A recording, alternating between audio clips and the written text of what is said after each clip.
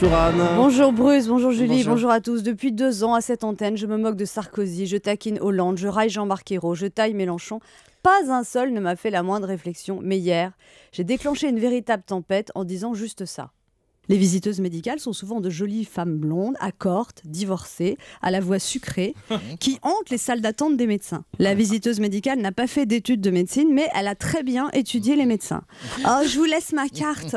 Si vous avez des questions sur le médicament, n'hésitez pas. Je m'appelle Diane, comme la pilule. Alors ça c'était Voilà, hier. c'était hier. Et Waouh. ce portrait un peu caricaturé, j'en conviens, des visiteuses médicales, a provoqué une avalanche de mails de protestation. Catherine qui m'écrit « C'est une honte de nous insulter de cette façon. Je suis déléguée médicale, mariée, stable et je ne suis pas prostituée. 4 points d'exclamation. » Céline, madame, ne parlez pas d'une profession dont vous ne connaissez rien. Nous en avons marre d'être les boucs émissaires pour tout. Isabelle, je ne suis pas blonde, je suis mariée, j'ai 2 enfants. Je ne suis pas bien gaulée, même en surpoids. Bah, comme moi, dites donc, j'aurais pu être visiteuse médicale et je ne le savais pas.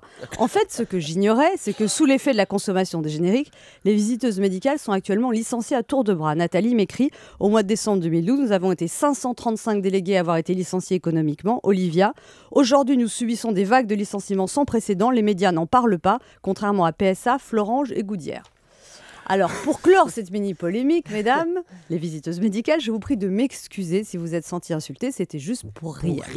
Voilà. Oui.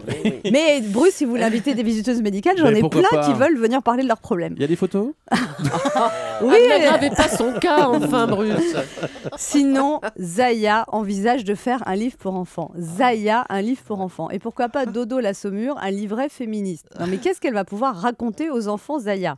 Comment s'en sortir avec comme unique diplôme ses mensurations ?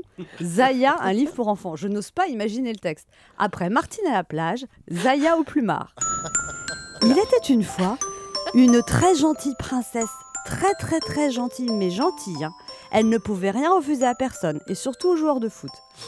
Ou alors, le chevalier arriva, enlevit son maillot et son short et se jetit sur la gentille princesse, non sans avoir oublié d'enlever ses chaussures à crampons, ce qui fit mal à gentille princesse, mais aussi un peu du bien.